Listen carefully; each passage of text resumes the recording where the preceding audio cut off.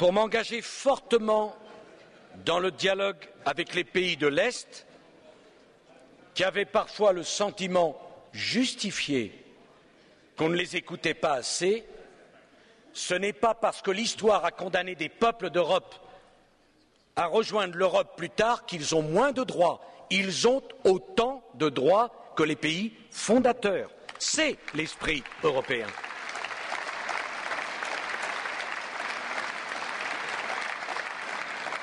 C'est ce que j'ai fait en proposant l'union de la Méditerranée, sans exclure personne, en prolongeant le travail fait à Barcelone. Mais si le travail fait à Barcelone avait suffi, ça se saurait. Il faut donc une nouvelle ambition. J'ai voulu que la France puisse de nouveau entraîner le dynamisme de l'Europe, parce que lorsque la France va bien, c'est toute l'Europe qui peut en profiter. Nul en Europe n'a intérêt à une France affaiblie, incapable de trouver en elle les ressorts de la croissance. Nul en Europe n'a intérêt à une France en déclin, à une France qui doute d'elle-même ou à une France qui aurait peur de l'avenir. J'ai engagé une politique de réforme.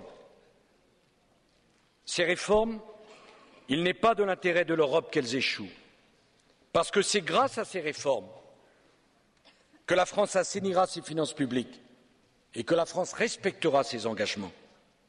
Ces réformes, les Français les ont approuvées. Je leur ai tout dit avant les élections. C'est pour cela que je mènerai ces réformes au bout. Rien ne me détournera de mon objectif et c'est le meilleur service que la France peut rendre à l'Europe.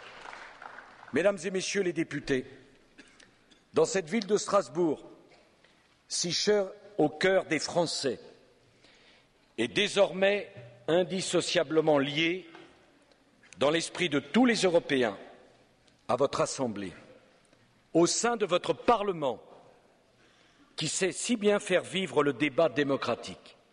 Ici, à cette tribune, où elle s'exprima tant de fois, j'ai une pensée pour Simone Veil, qui fut en 1979 la première présidente de la première Assemblée parlementaire européenne élue au suffrage universel direct.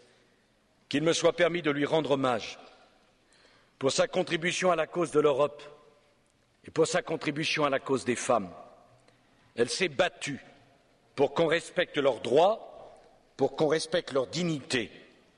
Et votre Parlement a toujours été fidèle à cette ligne de conduite.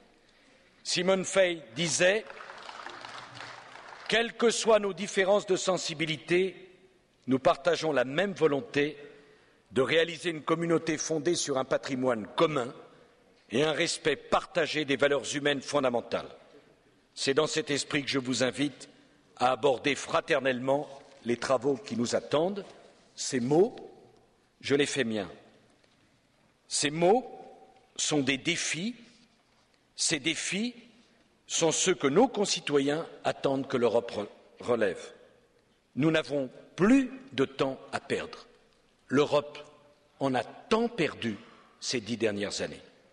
Nous n'avons plus de temps à perdre pour faire en sorte que les peuples reprennent confiance dans l'Europe. Vous pouvez compter sur l'engagement européen sans faille de la France. Je vous remercie.